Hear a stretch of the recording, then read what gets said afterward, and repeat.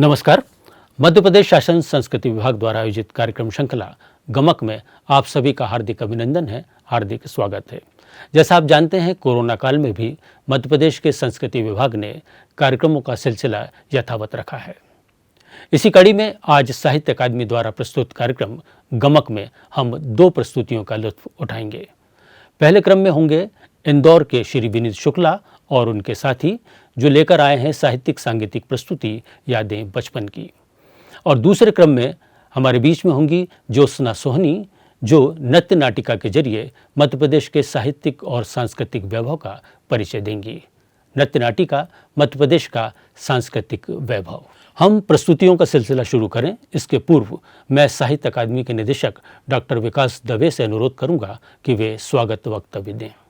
नमस्कार मित्रों, जैसा कि हम सबको विदित है, गमक श्रृंखला के अंतर्गत प्रति सप्ताह के शुक्रवार को साहित्य अकादमी के माध्यम से हम आपके लिए कुछ रोचक प्रस्तुति मूलक कार्यक्रम लेकर के प्रस्तुत होते हैं। हम सब ने पिछले सप्ताह में हिंदी साहित्य में पिता पर केंद्रित रचनाओं का सस्वर पाठ सुना था। आज मध्य प्रदेश के बहुत ही प्रख्यात गायक, जिनको हमने भजन गाते सुना है, गज़लें गाते सुना है, जिनकी सांगीतिक प्रस्तुतियाँ वास्तव में मन मोहती है, ऐसे श्री विनीत शुक्ला आज हमारे मध्य उपस्थित रहने वाले हैं। उनको विषय बड़ा रोचक दिया गया है। साहित्य अकादमी चाहती थी कि हम सब मिल करके इस कोरोना काल में घर में बैठ करके यदि मन को थोड़ा आनंद देना चाहते हैं तो उसका क्या उपाय हो सकता है। और इसलिए हमको लगा कि मनुष्य को सबसे ज़्यादा आनंद यदि कुछ देता है तो वो देता है बचपन की यादें। जी हाँ, हमने विनीत जी को यही विषय दिया है, बचपन की यादें। हम सब जानते हैं कि जब हम जगजीत सिंह जी की प्रख्यात गज़ल सुनते हैं, वो कागज़ की कश्ती वो बारिश का पानी, तो अनायास हमारा मन बचपन की यादों में खो सा जाता है। और केवल यही गज़ल क्यों, हमको याद आता होगा कि हिंदी साहित्य में बड़े बड़े रचनाकारों ने अपने बचपन की स्मृतियों को अपनी लेखनी के माध्यम से उकेरने के बहुत सुंदर सुंदर प्रयास किए हैं। और इन्हीं गीतों को, इन्हीं कविताओं को सस्वर उन रचनाओं का पाठ करने के लिए आज हमारे बीच उपस्थित हैं विनीत शुक्ला जी। जैसा कि आप जानते हैं कि गमक श्रृंखला की हमारी प्रत्येक सप्ताह की इन धारावाहिकों में हम इन दिनों 2 हिस्सों में उसको प्रस्तुत कर रहे हैं। इसलिए प्रथम हिस्से में विनीत जी हमारे बीच होंगे और दूसरे भाग में अपनी नृत्य नाटिका की प्रस्तुति देने के लिए हमारे मध्य हैं सुश्री ज्योत्सना सोहनी जी। ज्योत्सना सोहनी जी भारतीय संगीत के प्रति, भारतीय नृत्य विधाओं के प्रति एक ऐसा समर्पित नाम है जो वर्षों से नई पौध को, नई पीढ़ी को, विशेष करके बेटियों को भारतीय नृत्य परंपरा से जोड़ने का काम कर रही हैं। वे प्रशिक्षण भी देते हैं, वे प्रस्तुतियां भी देती हैं और साथ ही इन्हीं बच्चों को प्रशिक्षित करके उनकी प्रस्तुतियों का भी आयोजन करती है। हमने उनसे आग्रह किया है कि मध्य प्रदेश का जो सांस्कृतिक सौष्ठव है, हम चारों ओर जब दृष्टि दौड़ाते हैं तो कहीं हमें नर्मदा दिखाई देती है, कहीं खजुराहो दिखाई देते हैं, कहीं मांडू के महल दिखाई देते हैं, कहीं ओरछा का राम राजा का मंदिर दिखाई देता है।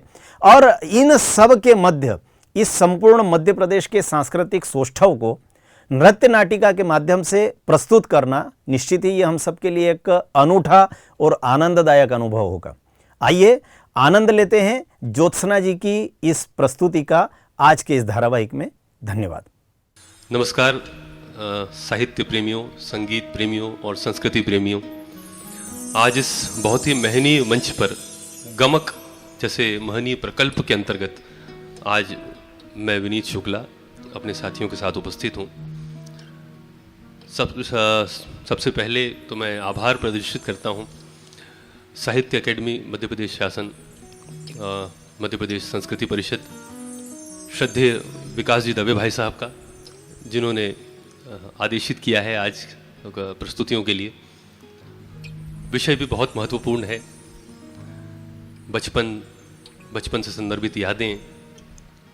तो हम कोशिश करेंगे आज कि बचपन, माता पिता से संबंधित कुछ महत्वपूर्ण साहित्यिक रचनाएं जो कुछ वक्त का टेन्योर है यहाँ पर, वहाँ आपको सुना सकें। मुझसे पहले भी गमक के अंतर्गत एक बहुत ही अच्छा प्रयास है ये। इस मंच से, पावन मंच से जो प्रस्तुतियाँ आप सुन चुके हैं उनमें लोक गायन, साहित्यिक अभिरुचियों से संबंधित प्रस्तुतियाँ, वाद्य यंत्रों को, जो भारतीय शास्त्रीय वाद्य यंत्र हैं उन पर आधारित प्रस्तुतियाँ आप यहाँ देख चुके हैं। तो मैं इसके लिए शुभकामनाएं और बधाई भी प्रेषित करता हूँ संस्कृति परिषद को, साहित्य अकेडमी को, कि आपने ये एक पावन मंच स्थापित किया है। आज हमारा प्रयास ये रहेगा कि इस पावन मंच की गमक की वंदना हम शास्त्रीयता, साहित्य के साथ, संस्कृति के साथ आप सभी तक पहुंचा सकें। और चलिए, बहुत कम समय है इसलिए मैं अपने साथियों का परिचय भी आपको दे देता हूं और शुरुआत करते हैं बचपन की एक बहुत मीठी सी याद से। कीबोर्ड पर मेरे साथ हैं श्री योगेश पाठक जी, गिटार पर सचिन परमार जी विद्यमान हैं, श्री रजत याग्निक ऑक्टोपैड पर हैं और जयंत अकोदिया जी तबले पर साथ दे रहे हैं आज।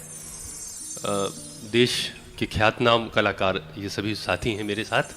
तो आइए शुरुआत करते हैं बहुत ही खूबसूरत बचपन से भरी हुई रचना के साथ। आइए।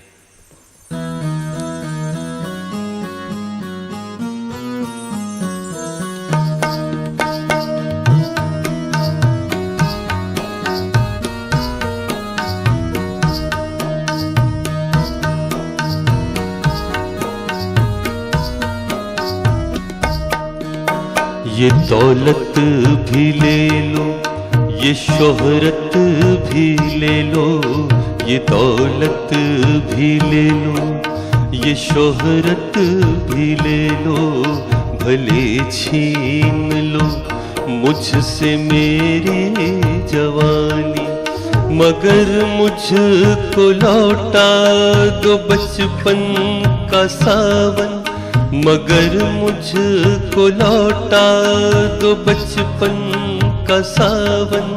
वो कागज की कश्ती, वो बारिश का पानी, वो कागज की कश्ती, वो बारिश का पानी।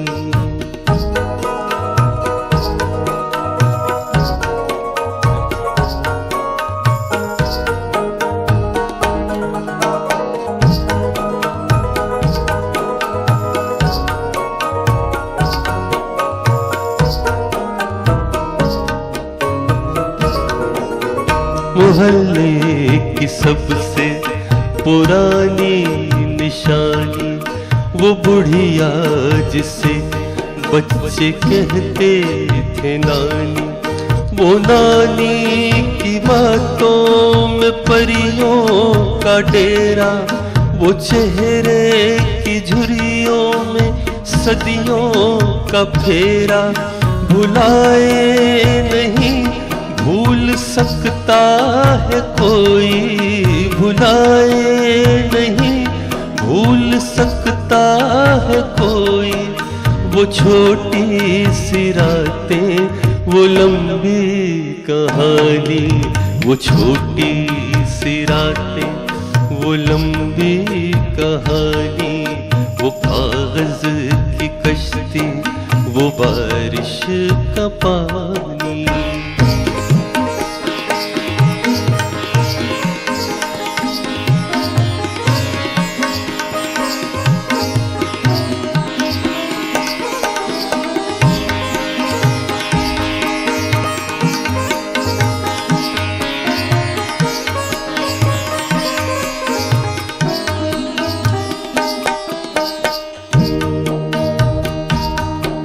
कड़ी धूप में अपने घर से निकलना, वो चिड़िया, वो बुलबुल, वो तितली पकड़ना, वो गुड़िया की शादी पे लड़ना झगड़ना, वो झूलों से गिरना, वो गिर के संभलना, वो पीतल के छल्लों के प्यारे से तोहफे, वो पीतल के छल्लों के प्यारे से तोहफे, वो टूटी हुई चूड़ियों की निशानी, वो कागज की कश्ती, वो बारिश का पानी, वो कागज की कश्ती,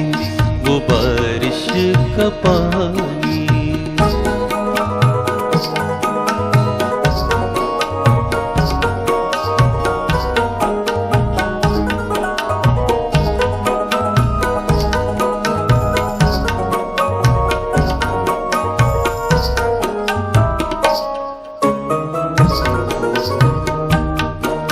कभी रेत के ऊंचे टीलों पे जाना, घरौंदे बनाना, बना के मिटाना, वो मासूम चाहत की तस्वीर अपनी, वो ख्वाबों खिलौनों की जागीर अपनी। न दुनिया का गम था न रिश्तों के बंधन, न दुनिया का गम था न रिश्तों के बंधन। बड़ी खूबसूरत थी वो जिंदगानी, बड़ी खूबसूरत थी वो जिंदगानी। वो कागज की कश्ती, वो बारिश का पानी।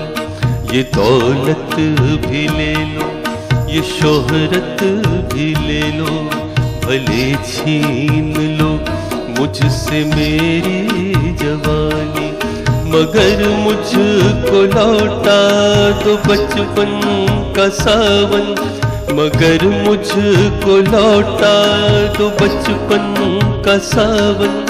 वो कागज की कश्ती, वो बारिश का पानी, वो कागज की कश्ती, वो बारिश का पानी, वो कागज की कश्ती, वो बारिश का पानी, वो कागज की कश्ती, वो बारिश का पानी।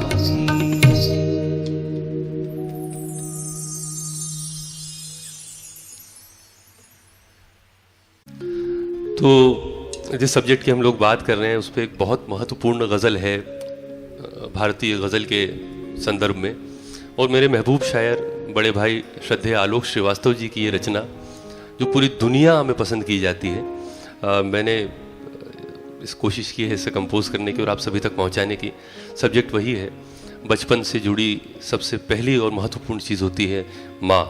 तो माँ को समर्पित ये नगमा आप सभी के समक्ष आलोक श्रीवास्तव जी की गज़ल।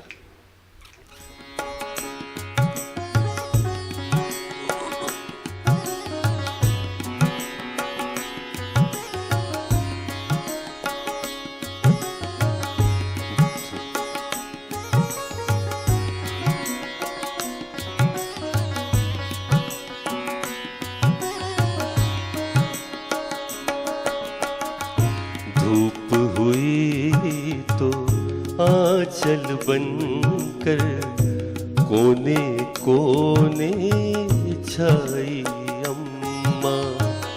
धूप हुई तो आंचल बनकर कोने कोने छाई अम्मा। सारे घर का शोर शराबा, सूनापन तन्हाई अम्मा। धूप हुई तो आंचल बनकर कोने कोने छाई अम्मा।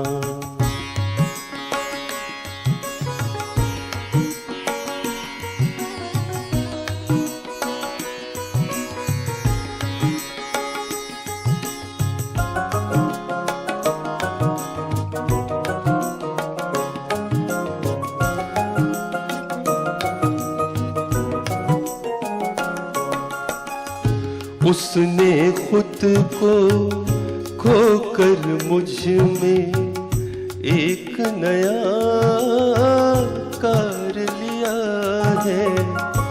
उसने खुद को खोकर मुझ में एक नया कार लिया है। धरती अंबर आग हवा जल जैसी ही सच्चाई अम्मा। धूप हुई तो आंचल बनकर कोने कोने छाई अम्मा।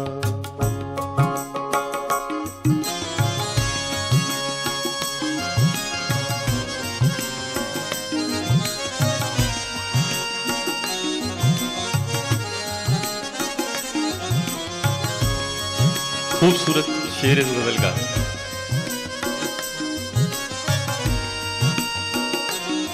सबकी माँ की कहानी है ये।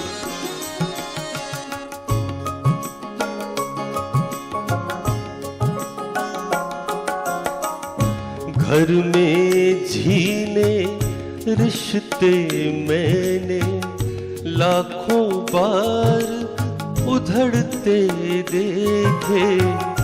घर में झीले रिश्ते मैंने लाखों बार उधड़ते देखे। चुपके चुपके चुपके चुपके कर देती है, जाने कब तुर पाई अम्मा। चुपके चुपके कर देती है, जाने कब तुर पाई अम्मा। धूप हुई तो आंचल बनकर कोने कोने छाई अम्मा।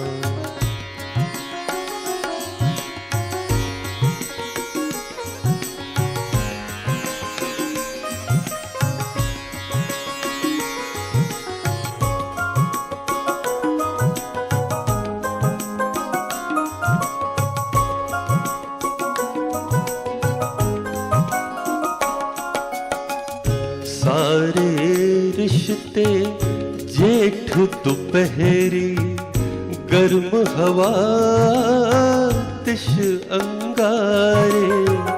सारे रिश्ते जेठ दोपहरी, गर्म हवा तिश अंगारे। झरना दरिया झील समंदर, झरना दरिया झील समंदर, भीनी सी पुरवाई अम्मा।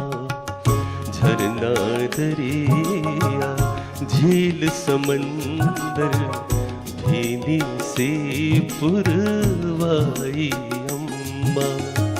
सारे घर का शोर शराबा, भीनी सी पुरवाई अम्मा।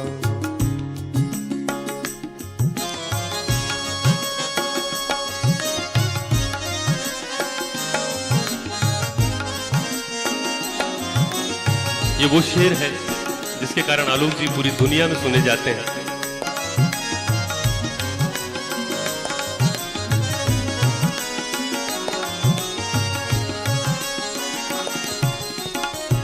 बाबूजी गुजरे आपस में, बाबूजी गुजरे आपस में। सब चीजें तकसीम हुई तब, बाबूजी गुजरे आपस में। सब चीजें तकसीम हुई तब, मैं घर में सबसे छोटा था।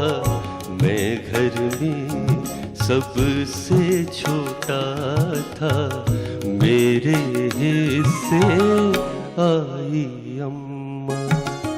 मैं घर में सबसे छोटा था, मेरे हिस्से आई अम्मा।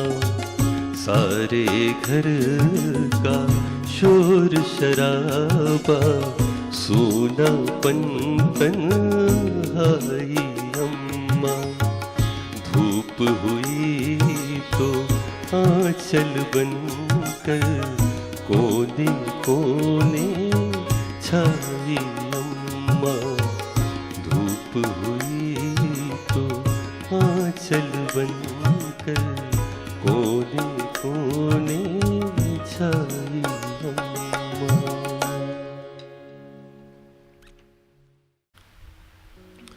साथियों, अभी आपने सुना आलोक श्रीवास्तव जी की एक गज़ल को जो माँ पर केंद्रित थी। आलोक श्रीवास्तव जी का ही एक और कलाम है जो पिता को समर्पित है।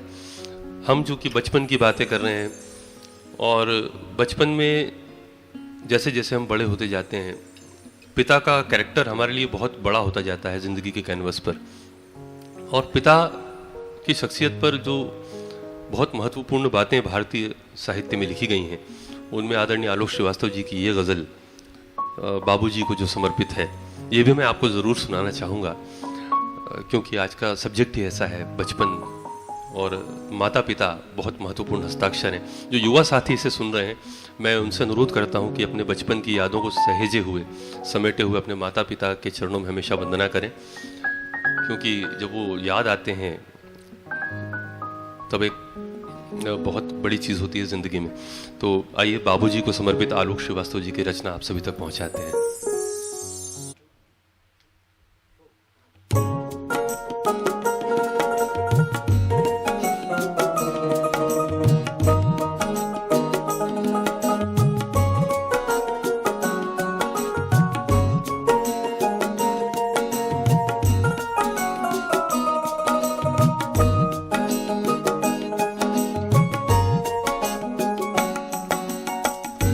घर की बुनियादें दीवारें पामोदर थे बाबूजी। घर की बुनियादें दीवारें पामोदर थे बाबूजी। सबको बांधे रखने वाला खास हुनर थे बाबूजी। घर की बुनियादें दीवारें पामोदर थे बाबूजी।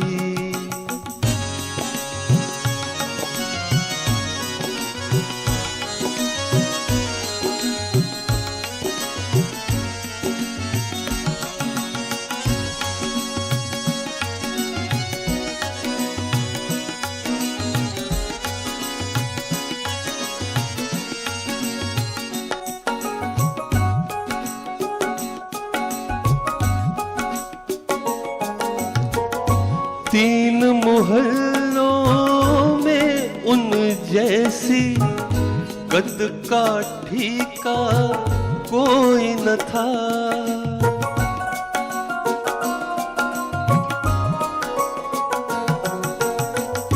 तीन मोहल्लों में उन जैसी कद काठी का कोई न था। अच्छे खासे ऊंचे पूरे कद्दावर थे बाबूजी। सबको बांधे रखने वाला खास हुनर थे बाबूजी।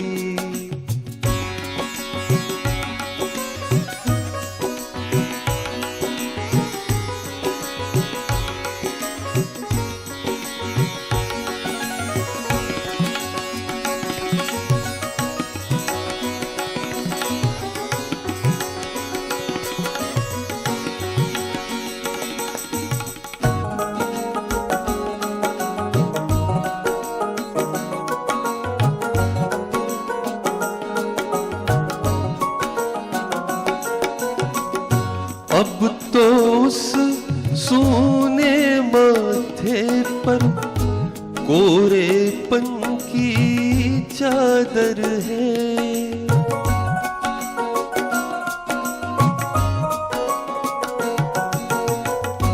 अब तो उस सोने माथे पर कोरेपन की चादर है। अम्मा जी की सारी सज धज सब जेवर थे बाबूजी। अम्मा जी की सारी सज धज सब जेवर थे बाबूजी।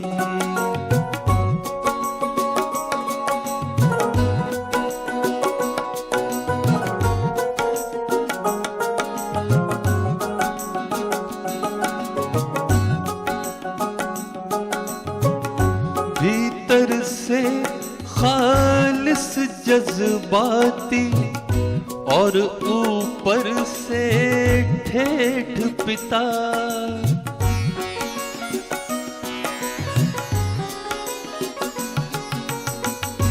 भीतर से खालिस जज्बाती और ऊपर से ठेठ पिता। अलग अनूठा अनबूझा सा एक तेवर थे बाबूजी। अलग अनूठा अनबूझा सा एक तेवर थे बाबूजी।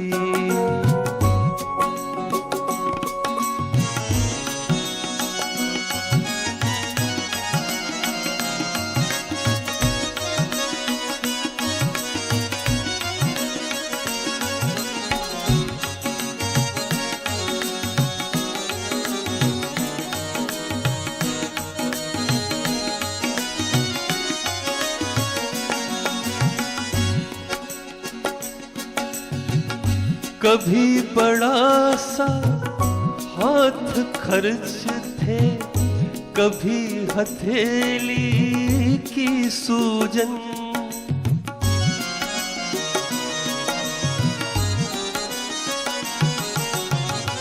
कभी बड़ा सा हाथ खर्च थे, कभी हथेली की सूजन। मेरे मन का आधा साहस, मेरे मन का आधा साहस, आधा डर थे बाबूजी। सबको बांधे रखने वाला खास हुनर थे बाबूजी।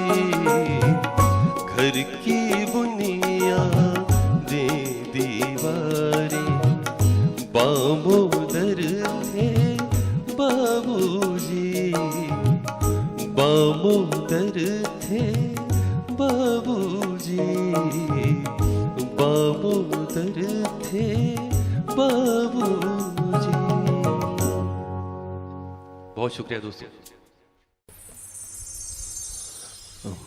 साथियों, चूंकि हम बचपन की बातें कर रहे हैं, बचपन एक बहुत महत्वपूर्ण हिस्सा होता है, ख़ास तौर से उन बच्चियों के लिए जो पूरा जीवन अपने घर में बिताती हैं। उसके बाद उनके विवाह का योग आता है। तो आदरणीय रमेश शर्मा दादा का ये बहुत महनीय गीत है। चित्तौड़ से आते हैं रमेश शर्मा दादा, और ये गीत बहुत प्रसिद्ध है। एक बालिका की व्यथा है जिसका विवाह तय हुआ है, और घर के परिवार के सदस्यों का, विभिन्न सदस्यों का उससे जो लाड़ है वो बढ़ गया है थोड़ा सा, और इस लाड़ से वो व्यथित है कि उसके प्रति व्यवहार क्यों बदल गया है, अचानक से इतना स्नेह क्यों पैदा हो गया है। तो ये एक अलग किस्म की व्यथा है एक बच्ची की जो विवाह करके कुछ दिन बाद अपने घर से जाने वाली है। तो आइए आपको सुनाते हैं बहुत महत्वपूर्ण गीत। आज पहली बार इसे संगीतबद्ध करने का प्रयास किया है। धुन दादा रमेश शर्मा जी की ही है। मैंने और साथियों ने इसे संगीतबद्ध करने का प्रयास किया है। भाई योगेश पाठक के संगीत संयोजन में, सचिन परमार जी गिटार पर हैं, रजत याग्निक जी रिदम सेक्शन पर हैं, जयंत अकोदिया जी हमारे साथ हैं। आइए इस गीत को आपको सुनाते हैं। आइए योगेश।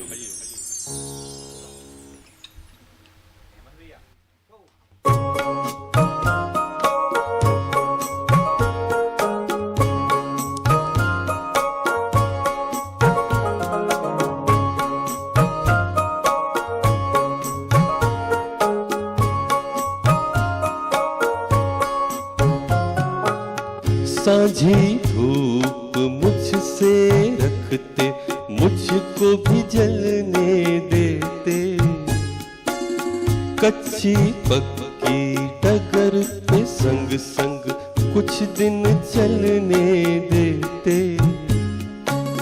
डांट डपट और लड़ना झगड़ना लाड़ में ढल गया माँ, सब अभी से बदल गया माँ, क्यों अभी से बदल गया माँ, सब अभी से बदल गया माँ, क्यों अभी से बदल गया माँ।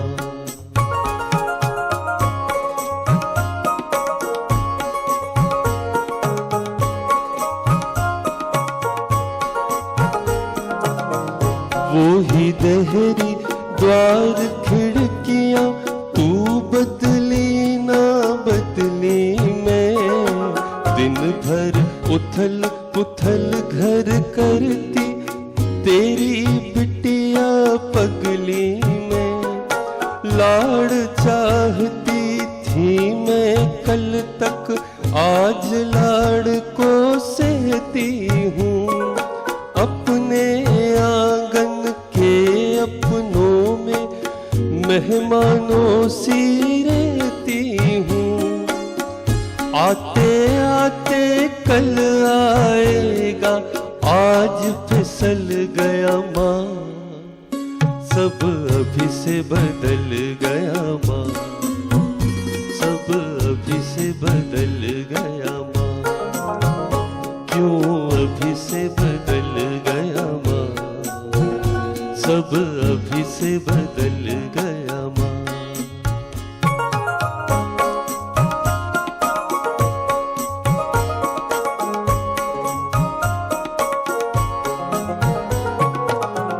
छोटू का तो मुझसे जैसे जन्म का बैर पुराना था, रक्षा बंधन के दिन तक भी मुझे रुला कर माना था। मेरे हाथों कल उसका मिट्टी का गुल्लक टूट गया, मैं डरते बोली कि जाने कैसे हाथ से छूट गया। खूब झगड़ना था उसको, चुपचाप निकल गया माँ, सब अभी से बदल गया माँ, सब अभी से बदल गया माँ, सब अभी से बदल गया माँ, क्यों अभी से बदल गया माँ।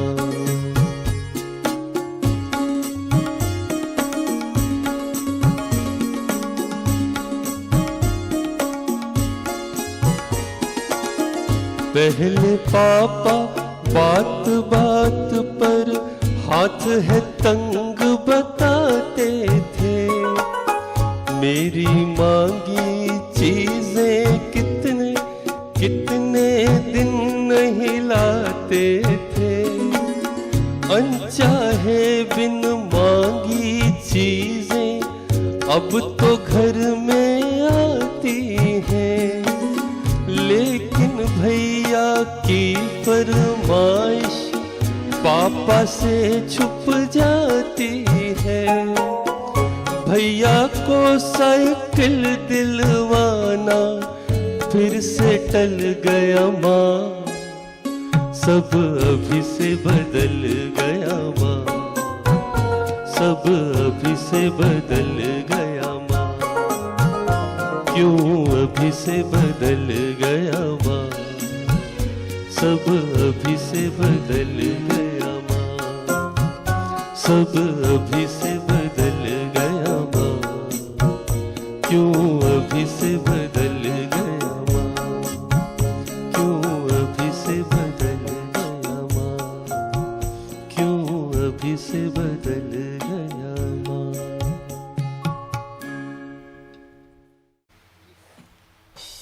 साथियों, हम बचपन की बात कर रहे हैं। आज इस पावन मंच से आप सभी से हम रूबरू हैं। साहित्य का विषय है। नंदलाल पाठक जी की एक अद्भुत रचना है, बहुत ही मर्म को छूने वाली रचना है, जिसमें माँ की कहानी का उल्लेख है, लेकिन ये एक बच्चे की दरखास्त है, गुजारिश है अपनी माँ से कि वो कहानी किस प्रकार की सुनना चाहता है। तो ये मेरे दिल को बड़ी छूती है रचना, जो एक बालक या बालिका की ज़ुबानी अपनी माँ से की गई एक प्रार्थना है कि वो किस प्रकार की कहानी सुनना चाहता है। तो प्रस्तुत है जगजीत सिंह साहब के एक प्रसिद्ध एल्बम से ये गज़ल आती है। सीजा रॉय जी ने इसे बहुत खूब गाया है। उसी धुन को हम उन्हें धन्यवाद प्रेषित करते हुए आप सभी तक पहुंचा रहे हैं। सुनिएगा दोस्तों।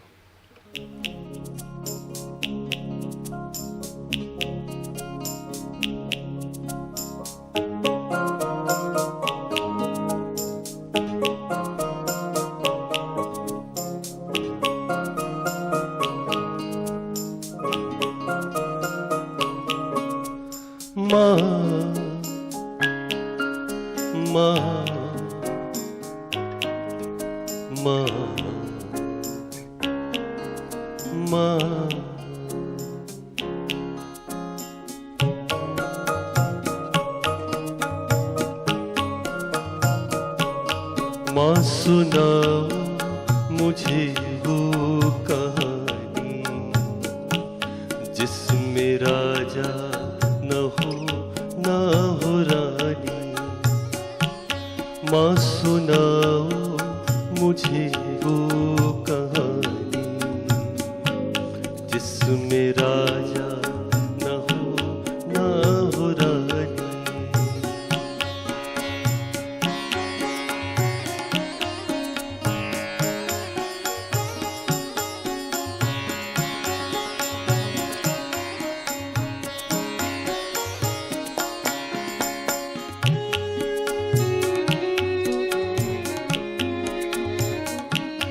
जो हमारी तुम्हारी कथा हो, जो सभी के हृदय की व्यथा हो।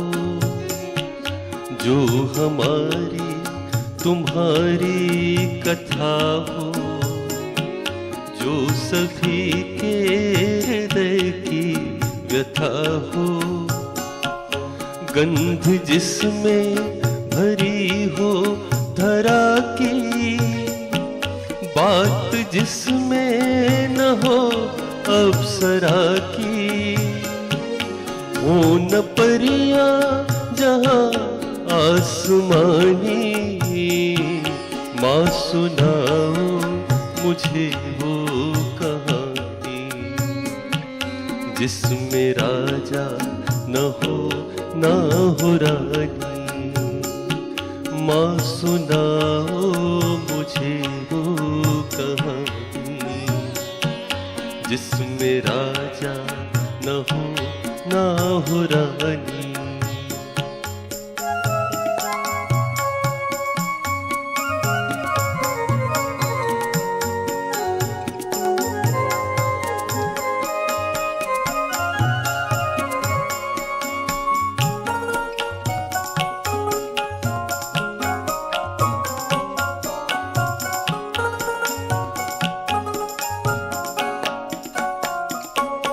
वो कहानी जो हंसना सिखा दे, पेट की भूख को जो भुला दे।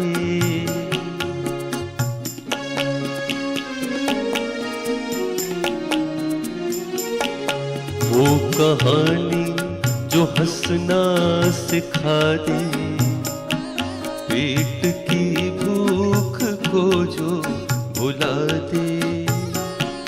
जिसमें सच की भरी चांदनी हो, जिसमें उम्मीद की रोशनी हो, जिसमें ना हो कहानी पुरानी।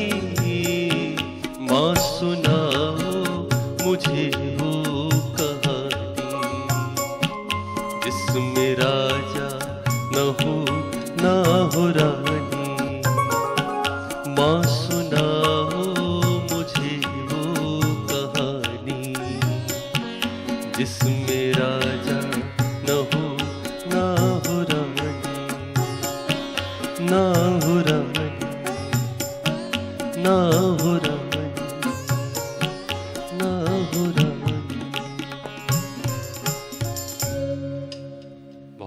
दोस्तों। अभी हम आनंद ले रहे थे साहित्यिक सांस्कृतिक प्रस्तुति का, जिसे लेकर आए थे विनीत शुक्ला और उनके साथी यादें बचपन की। अब हम नृत्य नाटिका के जरिए जानेंगे मध्य प्रदेश का सांस्कृतिक वैभव, जिसे लेकर आई हैं ज्योत्सना सोहनी और उनके साथी कलाकार। नमस्कार। साहित्य कला अकादमी मध्य प्रदेश द्वारा कला विविधताओं की प्रस्तुतियों की श्रृंखला गमक 2021 में मैं कथक नृत्यांगना श्रीमती ज्योत्सना सोहनी आप सभी का स्वागत करती हूँ। मैं साहित्य अकादमी मध्य प्रदेश संस्कृति परिषद भोपाल की निर्देशक डॉक्टर विकास दवे जी की आभारी हूँ कि उन्होंने मुझे अपनी कला प्रस्तुत करने का अवसर प्रदान किया। आज मेरे निर्देशन में मेरी शिष्याएं पूर्वी पुराणी हर्षिता सप्तपुत्री मध्य प्रदेश की धार्मिक और सांस्कृतिक विरासत पर आधारित कथक नृत्य प्रस्तुत कर रही है। कार्यक्रम की शुरुआत हम शिव स्तुति से करने जा रहे हैं। भगवान शिव के 12 ज्योतिर्लिंगों में से 2 ज्योतिर्लिंग मध्य प्रदेश की धरती पर स्थित है। कालों के काल महाकाल उज्जैन नगरी में और ममलेश्वर ओंकारेश्वर में प्रस्तुत है। मध्य प्रदेश के गौरव पद्मश्री डॉक्टर पुरुदालीज द्वारा रचित शिव स्तुति प्रस्तुत है। शिव स्तुति।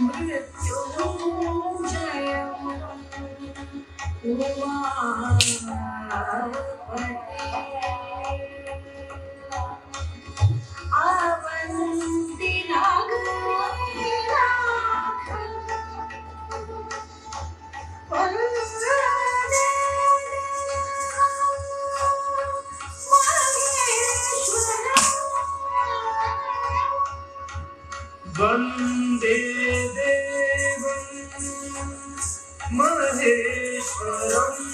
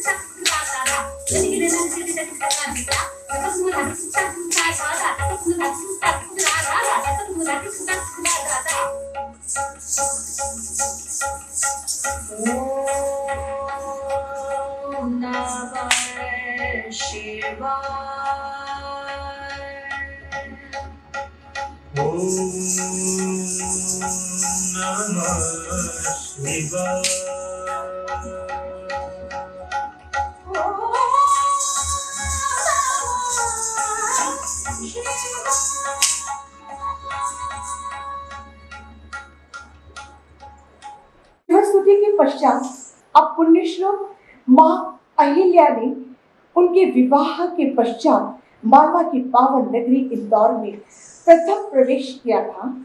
तब मालवा की प्रजा द्वारा उनके स्वागत का एक छोटा सा प्रसंग अब हम कथक नृत्य के माध्यम से प्रस्तुत करने जा रहे हैं।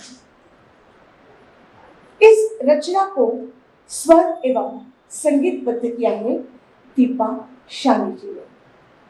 प्रस्तुत है मां अहिल्या के विवाह के पश्चात इंदौर नगर की पावन भूमि पर छोटे से 8 साल की अहिल्या मां विवाह के पश्चात जब इंदौर में पहली बार आई थी, उनके स्वागत की जो तैयारियां की गई थी वो हम कथक नृत्य के माध्यम से प्रस्तुत करने जा रहे हैं। मानपुर जी शिंदे के घर से 8 वर्ष की उम्र में विवाहित होकर इंदौर नगर में प्रवेश किया था। सूबेदार की बहू बनकर मालवा की इस पवित्र धरा को स्पर्श किया था। सन 1735 का वह दृश्य याद आता है जब मैं विवाहित होकर नगर इंदौर में प्रवेश कर रही थी।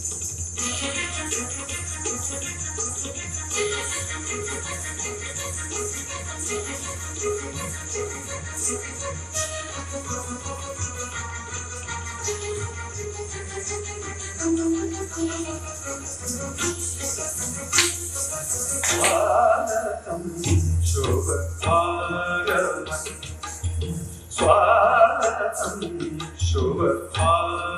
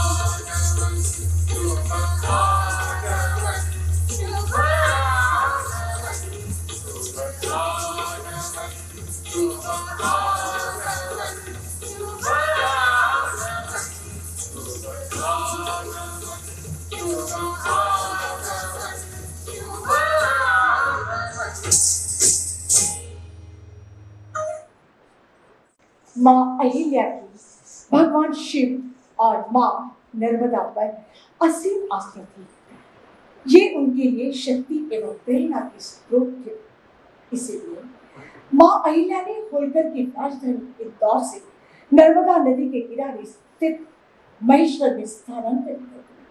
उन्होंने नर्मदा नदी पर अनेक सुंदर घाट बनाए एवं वे नियमित रूप से माँ नर्मदा की पूजा किया करते थे। नर्मदा नदी को मध्य प्रदेश की जीवन रेखा भी कहते हैं। प्रसिद्ध है मां नर्मदा की आराधना करते हुए नर्मदा अष्टक, जिसमें मेरी शिष्याएं भाग ले रही है। हर्षिता सप्तपुत्रे, पूर्वी पुराणी, पर्णिका पोरस, प्राजक्ता दाता, वंशिका परिहार, सौम्या महाजन, समृद्धि तारे, यशस्वी शर्मा एवं अन्वी कोसी।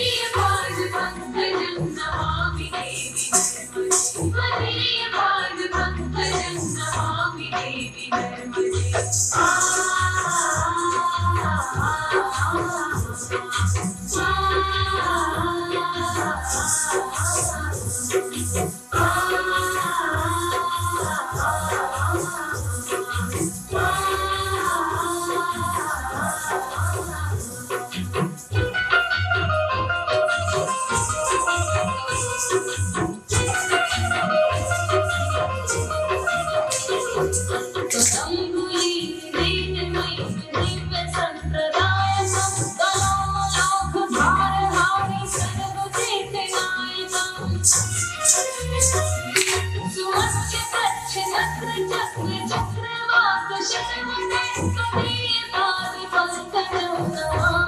देवी नर्मदे त्वदीय पाद पंकजं नमामि देवी नर्मदे नमामि देवी नर्मदे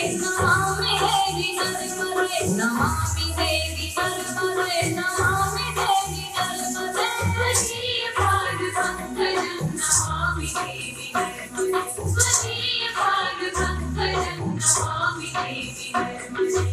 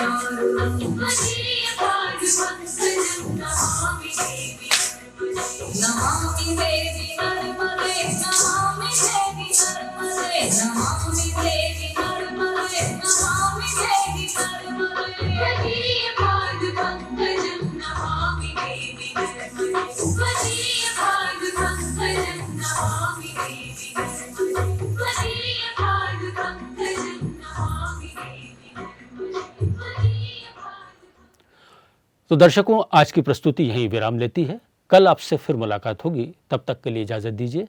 नमस्कार।